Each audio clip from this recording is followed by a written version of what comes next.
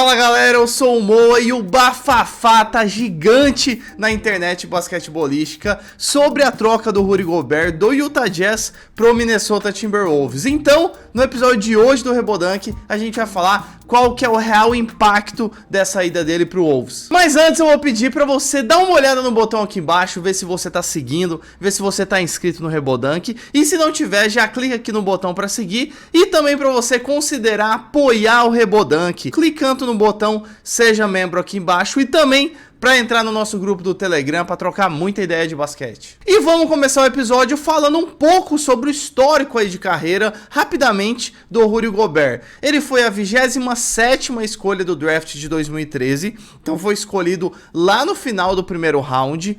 Ele já foi 3 vezes All-Star e também 3 vezes Defense Player of the Year, que é o melhor jogador de defesa do ano. Ele ganhou esses três anos que ele ganhou o melhor jogador de defesa.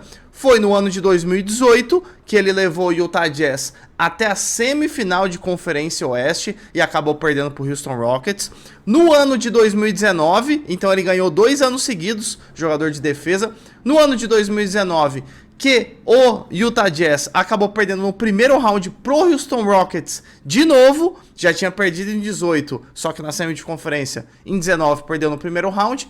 E o terceiro e último título aí de jogador de defesa do Rudy Gobert foi no ano de 2021 e o Utah Jazz chegou na semifinal de conferência, mas foram eliminados pro Los Angeles Clippers. Ele jogou 9 temporadas da NBA até hoje, desde o draft lá de 2013, todas pelo Utah Jazz. Rudy Gobert agora vai para sua 10ª temporada da NBA, que é agora em 2023, pelo Minnesota Timberwolves, pela troca que a gente vai falar no episódio aqui de hoje, e ele tá se juntando aí no Wolves a um trio de jogadores famosos aí, o Karl-Anthony Towns, o Anthony Edwards, que veio recentemente do draft também, e o D'Angelo Russell. Depois desse contexto, vamos falar como que foi essa troca. O que o Timberwolves mandou pro Utah Jazz e o que o Utah Jazz mandou pro Minnesota. E nessa troca, obviamente, o Minnesota Timberwolves só recebeu o Rudy Gobert.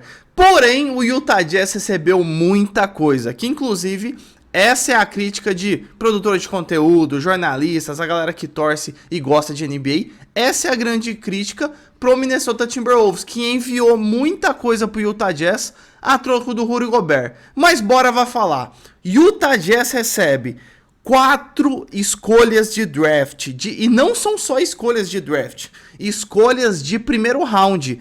Lembra que o Rudy Gobert foi escolhido na 27ª escolha do draft de 2013? Final de primeiro round que vai até a escolha 30. Então, Utah Jazz está recebendo 4 escolhas de primeiro round, sendo que as 4 escolhas são nos anos de 2023, 2025, 2027 e 2029. E você vai perguntar, ô Moa, por que é 2 anos de diferença de cada uma? Por que não são anos seguidos? Porque tem uma regra na NBA, para contextualizar aqui, tem uma regra na NBA que um time não pode ficar 2 anos seguidos sem escolher um jogador no draft. Por isso que o Minnesota enviou as escolhas de 23, 25, 27 e 29, sempre com 2 anos de diferença. E um detalhe, as escolhas de 2023, 2025 e 2027 são desprotegidas, ou seja, elas são realmente do Utah Jazz. Mas a escolha de 2029 é protegida no top 5, ou seja, a ordem dos times ali pro draft, até um certo nível, é por loteria, por sorteio. Depois eles pegam a tabela do último ano e aí o último colocado tem a escolha mais alta e assim sucessivamente. Como é uma loteria as primeiras escolhas ali do draft, é um sorteio, não falando loteria, mas é um sorteio. A escolha de 2029, o Minnesota Timberwolves mandou protegida num top 5. O que isso quer dizer? Se no draft de 2029 o Minnesota Timberwolves for sorteado com até a escolha 5 do draft, essa escolha permanece com o Minnesota Timberwolves. Se for de sexto para frente, aí ela vai pro Utah Jazz. E tem mais coisa, então o Utah Jazz mandou o Rudy Gobert e o Minnesota mandou essas 4 escolhas do draft que a gente comentou. Eles mandaram o jogador Walker Kessler, que foi draftado esse ano de 2022, o jogador Patrick Beverley e o jogador Malik Beasley. Ou seja, novamente, Minnesota mandou 3 jogadores pro Utah Jazz e 4 escolhas de draft. Teoricamente, 7 jogadores ao total. Mas essas escolhas de draft o Utah Jazz pode usar para futuras trocas, então talvez não virem jogadores draftados realmente. Agora eu vou começar a construir meu argumento aqui desse impacto no episódio. Desses 3 jogadores que o Minnesota enviou para o Utah Jazz nessa troca, um jogador é jovem, né, que é o Kessler, que acabou de ser draftado. O Patrick Beverley tem 34 anos, então, apesar da intensidade dele ali nos playoffs e tudo mais que a gente viu nesse playoff agora de 2022, ele acabava incendiando o time, ele já não tá tão novinho, né? E também não é aquele melhor jogador da NBA que você não pode deixar, que você tem que deixar na sua equipe. Então, tudo bem. E o Malik Beasley tem também 25 anos, é um jogador jovem, mas também não é um dos melhores da NBA. Agora, outro tópico que aqui sim você vai começar a entender o porquê da minha opinião um pouco mais pra frente no episódio. Vamos falar do Minnesota Timberwolves, porque é ele que está sendo criticado por ter feito essa troca. Vamos ver o histórico da equipe. Minnesota Timberwolves começou a sua primeira temporada da NBA em 1990. De 1990 até hoje, praticamente aí 32, 33 temporadas, o Minnesota só chegou a 10 vezes aos playoffs. Em um pouco mais que 30 anos, só em 10 o Minnesota foi classificado para os playoffs. Nessas 10 vezes, 9, está escutando o que eu tô falando, galera? Das 10 vezes, 9 vezes o Minnesota foi eliminado no primeiro round. Ou seja, sempre que o Minnesota chega nos playoffs, ou 90% das vezes, eles já são eliminados de cara, já no primeiro round. E só teve uma vez, que foi em 2004, naquele time do Kevin Garnett, só em 2004 que eles se classificaram para final de conferência, no caso a final da Conferência Oeste, que eles acabaram sendo eliminados. E para piorar, desde essa temporada de 2004 com o Kevin Garnett, que a gente acabou de falar, que eles chegaram na final da conferência, da temporada de 2005 até hoje, se passaram 18 temporadas. Nas últimas 18 temporadas da NBA, o Minnesota chegou 2 vezes nos playoffs. As 2 vezes foram em 2018 e 2022. E as 2, obviamente, foram desclassificados, eliminados no primeiro round. E com isso vou dar minha conclusão do episódio e o que eu achei dessa troca e qual o impacto dele pro Wolves. Pra mim o impacto é gigantesco e o Wolves mandou bem demais. Eu vi em muitos lugares muita gente falando que não, o Minnesota mandou muita coisa, mandou todo o seu futuro, deu um all-in muito grande, que é um absurdo. Mas meus amigos e minhas amigas, galera aqui do Rebodank, vocês viram esse contexto que eu falei? O Minnesota, na sua história, a gente tem que ver o contexto das coisas. Não pode ver só um fato, uma frase, uma notícia. Vamos ver o contexto.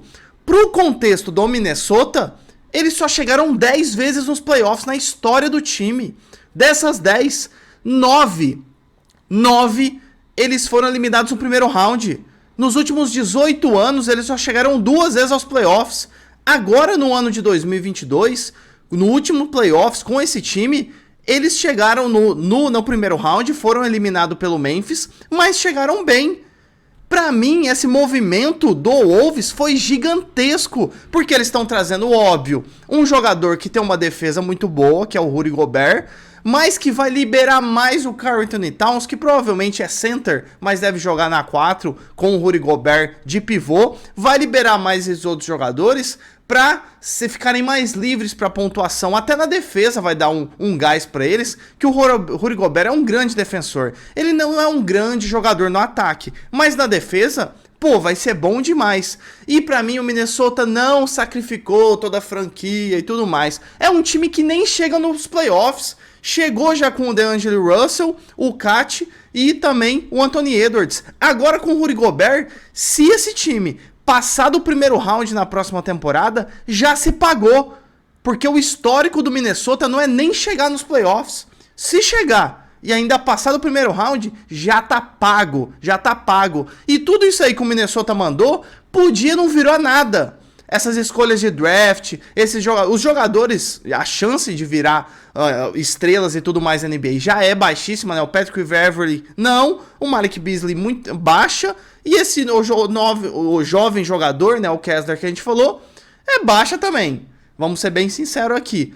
E essas escolhas do draft, a chance também é baixa de virar um jogador como o Rudy Gobert, como o Karl Anthony Towns, como o Anthony Edwards.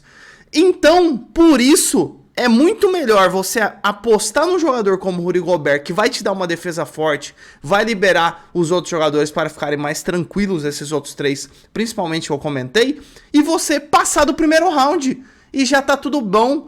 O contexto disso para a equipe, você vai vender mais ingresso agora com o Rudy Gobert na sua equipe, você vai ter uma publicidade muito maior em volta desse jogador, você vai ter olhos da NBA muito mais em cima do seu time, já tinha com os três, agora vai ter muito mais com o Rudy Gobert nessa equipe e tudo que girou em volta aí dessa troca. Então tem muito se falado também, agora essa troca do Rudy Gobert, o preço do Kevin Durant aumentou, agora o Brooklyn Nets está pedindo muito mais pelo Kevin Durant. São contextos completamente diferentes. Ninguém olha o contexto. Todo mundo fica olhando a notícia. Fulano foi trocado por isso. Mas qual foi o time que ele saiu? Qual foi o time que ele tá indo? Qual que é a história de trocas, de títulos, de playoffs desse time? Tá vendo? Quando você vê o Timberwolves deu tudo isso pelo Gobert, mas vamos ver a história deles. Pô, eles nem vão pros playoffs. Trazer um jogador desse nível, realmente eles tinham que mandar tudo que eles tinham para convencer o Utah Jazz a mandar um jogador assim. E é assim que acontece. Negociação. É isso aí mesmo. Se você é um time que nem chega nos playoffs, tá querendo trazer uma estrela, o Rudy Gobert era uma das estrelas, assim como o Donovan Mitchell do Utah Jazz. Tinha que mandar muita coisa assim, que foi o que aconteceu. Então, pra mim, o impacto do Rudy Gobert no Minnesota vai ser muito grande. O Minnesota mandou muito bem. E se o Minnesota só se classificar para os playoffs para a próxima temporada e mesmo assim cair no primeiro round, tá ótimo. A galera já fica pensando, pô, trouxe o Rudy Gobert, tem que ser campeão. Esse não é o plano do Minnesota. Vamos ser bem sinceros, não é o plano do Minnesota.